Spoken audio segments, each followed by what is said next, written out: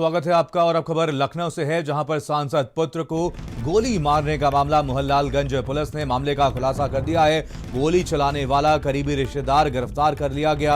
असलहे के साथ गिरफ्तार किया गया रिश्तेदार और आरोपी से पूछताछ करने में जुटी है पुलिस। तो आपको बता दें, यहां पर गोली मारने वाले को गिरफ्तार कर लिया गया है। करीबी रिश्तेदार बताया जा रहा है। इस पूरे मामले पर पूछताछ पुलिस की तरफ से की जा रही है। तो आपको बता दें, असलहे के साथ ऐसे व्यक्ति को गिरफ्तार किया गया है। इस आरोपी से लगातार पुलिस की तरफ से पूछताछ भी की जा रही है। तबरेज हमारे साथ हमारे संवाददाता इसी और पर जानकारी के साथ जुड़ गए हैं। तबरेज, इस पूरे मामले पर पुलिस की सक्रियता देखने को मिली है। पुलिस की तरफ से कार्रवाई की गई और आरोपी को असलहे के साथ गिरफ्तार कर लिया गया है। पूछताछ में और क्या कुछ निकल करके सामने आया है? क्या कुछ कारण रहे इसके चलते इस युवक को गोली मारी गई? देखिए, पूरा मामला मड़ियाव थाना क्षेत्र का है, जहां पर छटाई मील के चौराहे के पास कल रात को जो आयुष है उसके ऊपर गोली कांड किया गया था, गोली चलाई गई थी। ये गोली खुद उसके रिश्तेदार जो कि उसका साला है, आदर्श, उसने चलाई है। खुद इसका कबूलनामा आदर्श ने पुलिस के सामने इसको कबूला है, जिसके बाद अब पुलिस ने उसको हिरासत में ले लिया है। वहीं आपको बता दें, ये पूरा मामला आयुष के आदर्श के मुताबिक 4-5 लोगों को फंसाने के लिए किया जा रहा था, जिसमें चंदन जायसवाल और प्रदीप कुछ लोगों के नाम लिए हैं। जिसमें साफ तौर पे जो आदर्श है उसका कहना है, जो साला है उसका कहना है कि आयुष के कहने के ऊपर ही उसको गोली चलाई गई है, उसको गोली मारी, जिसके बाद जो ट्रॉमा सेंटर में आयुष को भर्ती करा दिया गया था। फिलहाल ट्रॉमा सेंटर से आयुष को छुट्टी दे दी गई, लेकिन पुलिस आगे की कार्रवाई कर रही है और लगातार पड़ताल कर रही है कि किन लोगों को फंसाने की कोशिश करी जा रही थी और क्या वजह है जिसके लिए इस तरह की घटना को अंजाम दिया गया है। बिल्कुल तबरेज, कहीं ना कहीं कुछ गंभीर आरोप यहां पर सांसद के पुत्र के ऊपर साले की तरफ से लगाए गए हैं। क्या इस पूरे मामले पर जो सांसद के पुत्र हैं उनसे बातचीत करने की कोशिश की गई? उनकी तरफ से क्या कुछ कहा गया?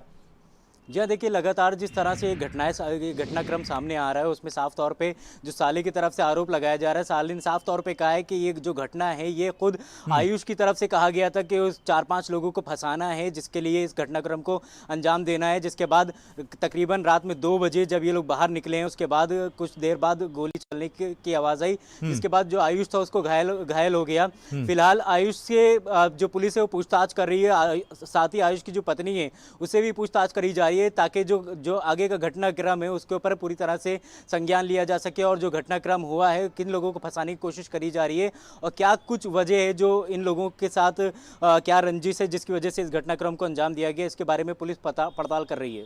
बिल्कुल।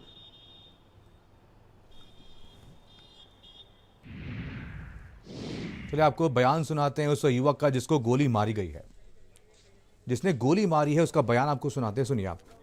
प्लानिंग हुई होगी ना? प्लानिंग मेरे साथ कुछ नहीं था। किसको फंसाने का मूड था ये बताओ मुझे। ये तो वही जानते होंगे, वो वैसा बोले थे कि 4-5 लोग हैं। ये कौन लोग हैं वो? बता दो, नाम बताओ। उसमें संदिग्ध में कोई भी आ सकते हैं। कोई भी जो मेरे नॉलेज में वो बता रहा हूँ। किसको फंसाने का मूड था ये? चंदन गुप्ता हो गए और मनीष जायसवाल और प्रदीप कुमार सिंह।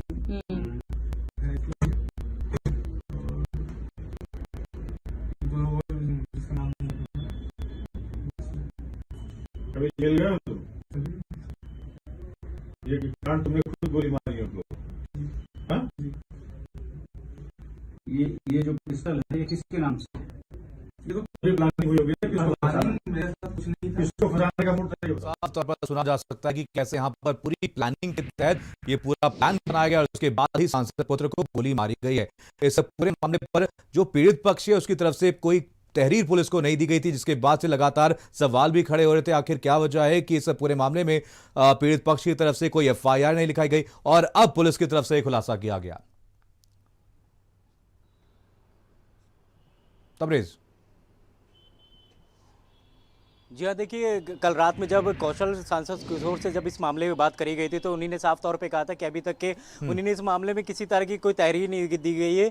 और साथ ही जो डीसीपी नॉर्थ रईस अख्तर, तो उन्हीं ने भी इस मामले में साफ तौर पे कहा था कि अभी तक के कोई तहरीर जो उनको प्राप्त नहीं हुई है। अगर इस तरह की कोई तहरीर दी जाती है जिसके बाद वो कार्रवाई करेंगे। फिलहाल इस तरह से अभी जो ये पूरा मामला है इसने पूरी तरह से यू टर्न ले लिया, जिस तरह से अब ये पूरा मामला खुल के सामने आया है कि जो पीड़ित है उसने खुद ही अपने ऊपर हमला करवाया था, अपने ऊपर खुद ही गोली चलवाई थी, जिसके बाद अब पुलिस अब खुद अपनी तरफ से मुकदमा दर्ज कर रही है और आगे की कार्रवाई करने की बात कर रही है। बिल्कुल तबरेज़, कहीं ना कहीं एक बहुत बड़ा खुलासा इस पूरा मामले पर सामने आया है। प्लानिंग के तहत ये पूरा प्लान बनाया गया, उसके बाद खुद ही अपने ऊपर इस युवक ने गोली चलवाई। क्या कुछ कार्रवाई पूरे मामले पर अब पुलिस की तरफ से की जा रही है? जी हाँ, देखिए पुलिस ने जो पीड़ित का साला है उसको हिरासत में ले लिया है। कल रात में ही वो संदिग्ध जिस तरह से उसको ऊपर शक हो रहा था, जिसके बाद पुलिस ने कल रात में ही उसको हिरासत में ले लिया था, जिसके बाद लगातार पूछताछ कर रही थी। फिलहाल पूछताछ में जिस तरह से उसने अपना कबूलनामा, अपना पूरा जो उसने कारनामा किया उसके ऊपर पूरी तरह से उसने वीडियो के सामने अपना सब पुलिस के सामने कबूला है, जिसके बाद पुलिस ने अब आगे की कार्रवाई कर रही है। और जो आयुष है जिसके ऊपर आरोप है कि उसके कहने के ऊपर इसको इस घटना को अंजाम दिया गया, उससे भी पूछताछ करी है और साथ ही जो उसकी पत्नी है उसके साथ भी पूछताछ करने की बात करी जा रही है। बिल्कुल, तमाम जानकारी के लिए बहुत बहुत धन्यवाद तबरेज़।